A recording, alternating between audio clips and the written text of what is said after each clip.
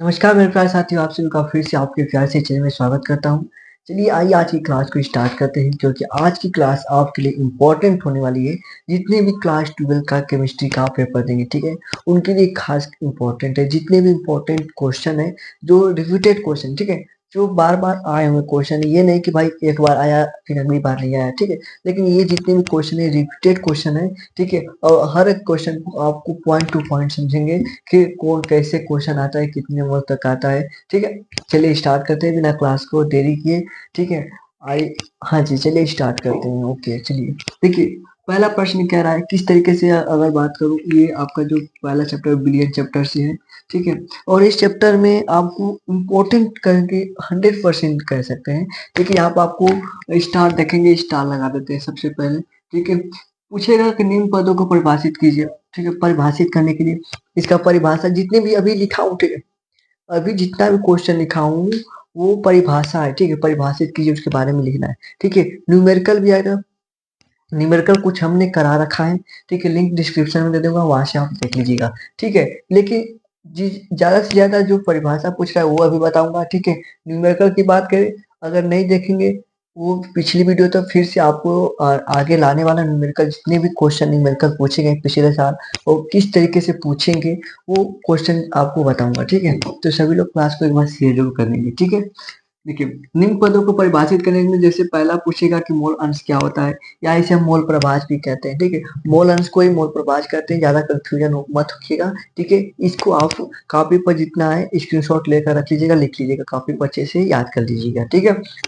देखिए फिर पूछेगा मोलरता किसे कहते हैं, ठीक है, मोलरता क्या होता है, और द्रव्यमान प्रतिशत। ये चार कहे तो 100% इम्पोर्टेंट है। ये किसी न किसी सेट में आपको देखने को मिल जाएगा, ठीक है। आपका आखिर आपका सेट में आ जाएगा तो आपको और खुशी होगी, ठीक है। हाँ जी, खुशी तो होगी ना, क्योंकि हमारे सेट में हम यहाँ तक गए थे, ये आ गया क्वेश्चन, मजे मजे। अगर याद नहीं कर गए थे, एक क्वेश्चन आ गया, तो बड़ी दुख के साथ कहना पड़ा है कि आपके पेपर में, ठीक है, खराब गया। तो इस तरीके से ना हो, ठीक है। नेक्स्ट प्रश्न इस पराशर और विसरण क्रिया में विभेद करना है, ठीक है। पराशर क्या होता है, ठीक है, और विसरण में विभेद करने की बात कर रहा है, ठीक है। और कुछ 100% कहूँ कि ये कुलराउस का नियम, ठीक है। कुलराउस का नियम जो दुर्बल विद्युत अपघट्ट के लिए अनुप्रयोग लिखना है। कुलराउस का नियम क्या होता है इसके बारे में लिखना है, ठीक है। जो फार्मूला होता है इसके उदाहरण भी लिख लीजिएगा, ठीक है। उदाहरण भी अनुप्रयोग क्या है, कुलराउस का नियम, ठीक है। एक शानदार तरीके से इसको लिखिएगा, ठीक है। इसका भी लिंक डिस्क्रिप्शन में दे दूंगा, वहां से। अब मैं पिछले वीडियो में पहले पढ़ा रखा हूँ, वहां से आप देख लीजिएगा कुलराउस का नियम, ठीक है। आगे बात करते हैं। प्रश्न है कि अभिक्रिया का वेग स्थिरांक क्या है। वेरी वेरी इंपॉर्टेंट क्वेश्चन है। अभिक्रिया का वेग स्थिरांक ज्यादा से ज्यादा पूछता है, ठीक है। और इस पर एक सवाल भी पूछता है, बहुत से सवाल, जैसे ये प्रथम कोटि की अभिक्रिया, ठीक है। प्रथम कोटि की अभिक्रिया से आप क्या समझते हैं, ठीक है, उदाहरण द्वारा समझाइए। प्रथम कोटि की अभिक्रिया से आप क्या समझते हैं, ठीक है। तो ये अगर दो कहें तो आपको ये दोनों क्या है, इम्पोर्टेंट, वेरी वेरी इंपॉर्टेंट है, ठीक है। क्योंकि ये प्रथम कोटि की अभिक्रिया से ज्यादा सवाल, ठीक है, पूछा जाता है प्रथम कोटि अभिक्रिया से न्यूमेरिकल, ठीक है। तो इसका परिभाषा फार्मूला अच्छे तरीके से याद रखेंगे तो तभी भाई आप न्यूमेरिकल कर सकते हैं। और मैं कह रहा हूँ फिर से कि आपको न्यूमेरिकल बताऊंगा, आप घबराइएगा जी, ठीक है। चलिए, और नेक्स्ट प्रश्न कह रहा है कि एंजाइम क्या होते हैं। एंजाइम की बात कर रहे हैं।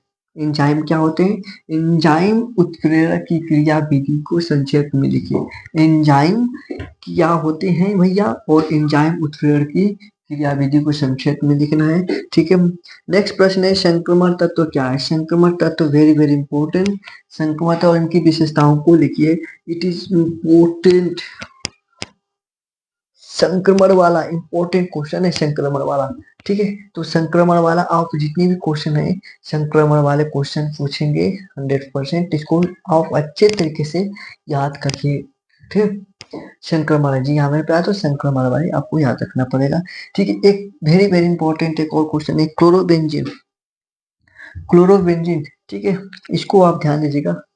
हाँ जी, क्या तो क्लोरोबेंजीन बनाने की विधियों का वर्णन कीजिए। क्लोरोबेंजीन कैसे बनता है, ठीक है, क्लोरोबेंजीन कैसे बनता है उसका विधि बनाने का वर्णन पूछ रहा है। और भौतिक तथा रासायनिक गुण भी लिखिए, इसके भौतिक और रासायनिक गुण क्या है इसका, ठीक है।